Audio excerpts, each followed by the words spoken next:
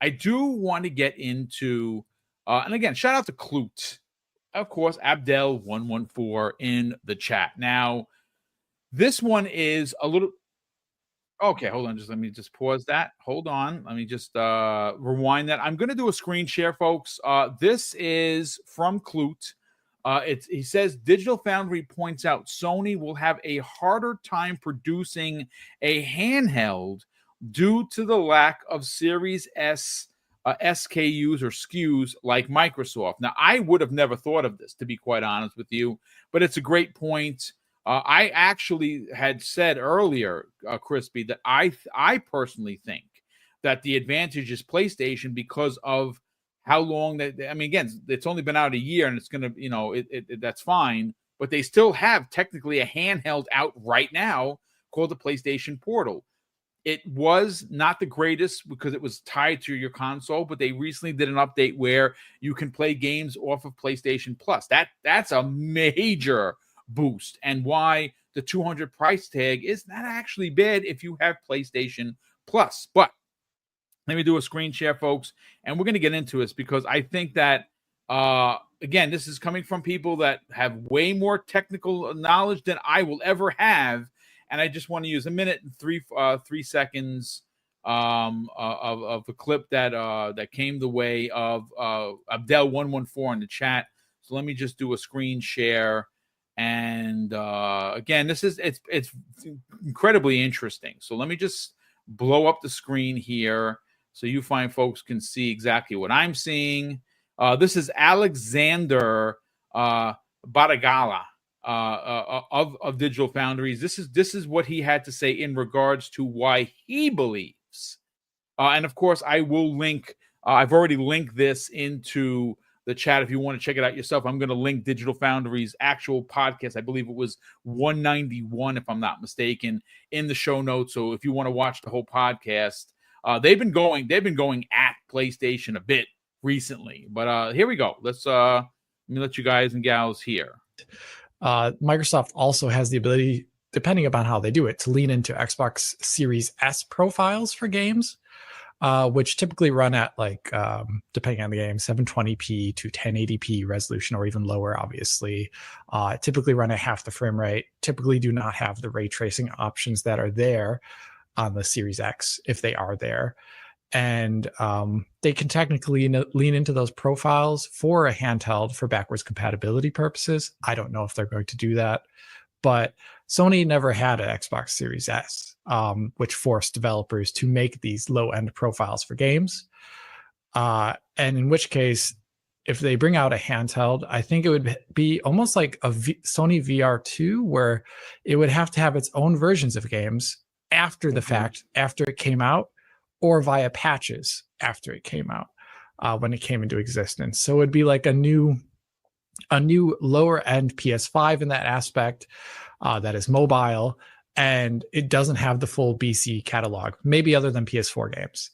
But like the original PS5 titles and a lot of those other things that didn't have PS4 games, they would either be forced into have, I don't know. I don't think they couldn't do it like Microsoft could potentially do it. So again, shout out to Digital Foundry for that video. That shout out to Clute on Twitter, Abdel114 in the chat, for putting that thought and theory out there. And again, listen, the talk of the town, folks, is handheld. That is going to be the next big thing for both Xbox and PlayStation. How far PlayStation is out, we don't honestly know. I think Xbox is much, much closer. How much closer? I mean, is it a year? Is it 2 years? A lot of people are thinking 2026, a dual release, a double SKU release like they did with the Series X and S in 2020. I don't think so. Personally, I don't think so. I think that handheld or a handheld is happening next year. And again, it's my opinion, folks, and Crispy. Just some thoughts. Can I just interject real quick? Please, by all means. Do you think it's more plausible, and I'm talking to the chat, to build a Series S equivalent to a handheld, which is far better than the Switch, which is the king of all handhelds. Okay, as of now, and it probably will be for years. All right, because Nintendo hasn't launched the new Switch. Okay, so we sat here for a period of time. Let's say we go to the Game Awards and they show the games at the fidelity of a Series S in your hand with the frames per second, which they really gravitate towards on the Series S more than the Ps, as we like to call them. All right. So you look at that and you say, okay, they've had this. They support back compatible games, which should run better on newer hardware, regardless of if it's a handheld or not, which they have done with the Series S, because everybody says it's the potato, and I say, watch out for that. Imagine Microsoft says, okay, we understand that, you know, y'all don't like this, but what if it's in a handheld? Oh, now all of a sudden you like it? Oh, interesting. Oh, okay. Look, data analytics, Microsoft has all of them. Like, we're talking billions of people. They have all the analytics because of Windows, because of all of these things. They look at these things and they say, okay, yes, there's people that are louder and hate it more than anybody else, but they look at it and say, the majority of people, that's actually a good idea.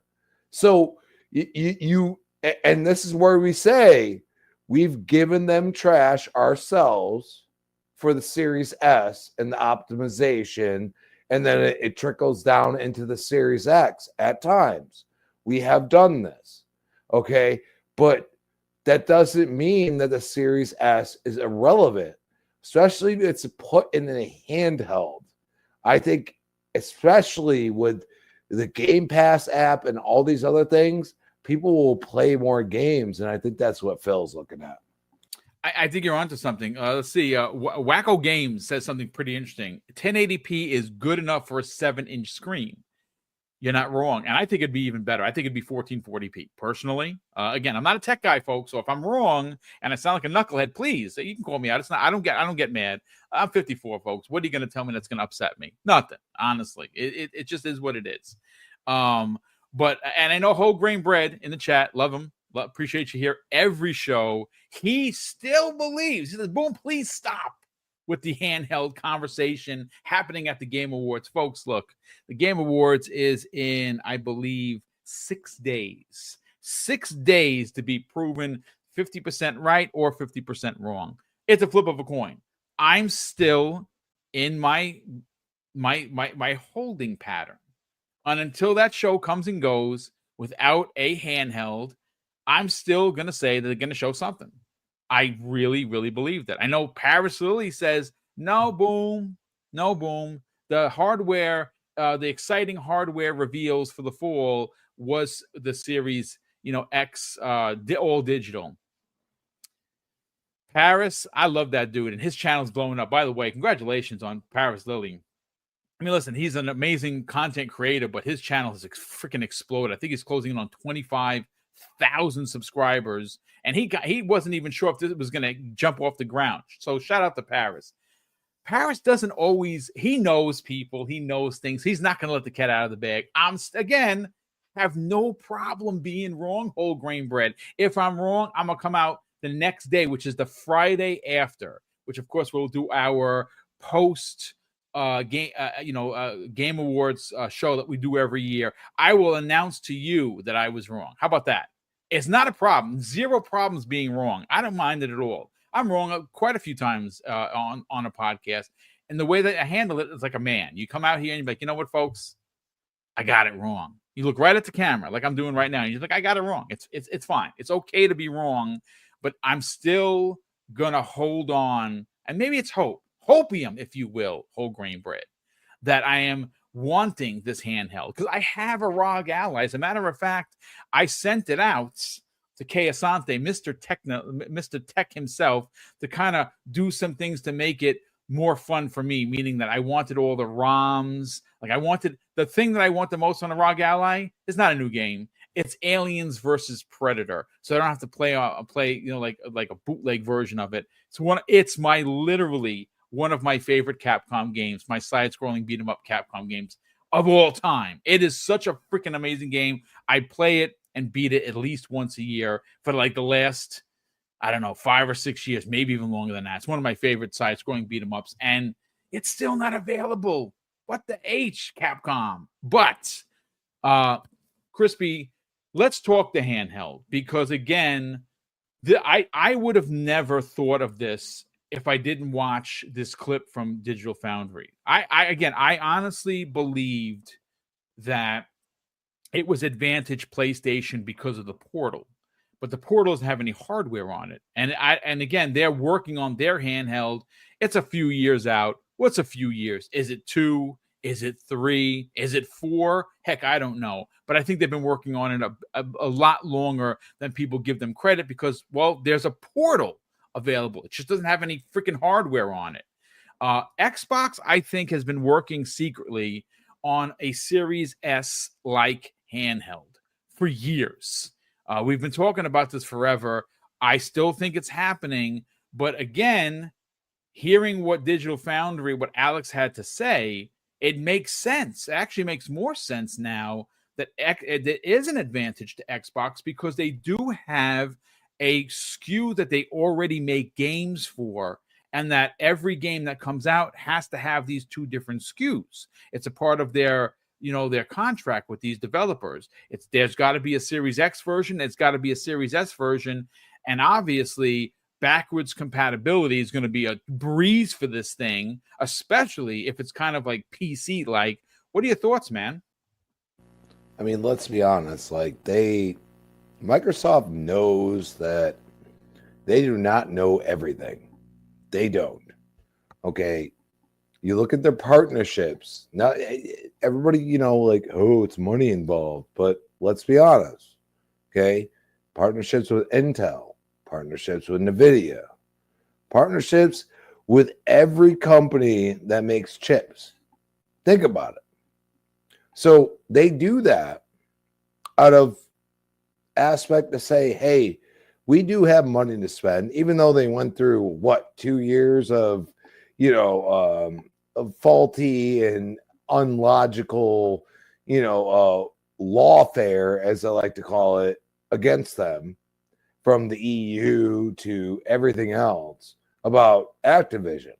And then they released the game, and I have Call of Duty. I have never seen so many non-complaints about a Call of Duty game in my entire life.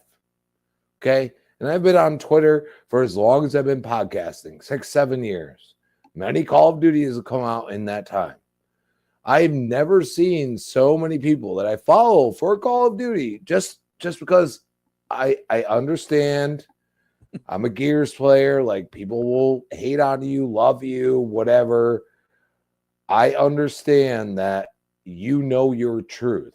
You understand that this is the game that I love and I play, and I will call it out until no end. And I have seen the minimal complaints that I've ever seen in a multiplayer game that has 10 plus years with bringing out new iterations. It is incredible. And that's where I go and say, okay, what are you thinking about? Are you thinking that Microsoft's going to keep everything exclusive?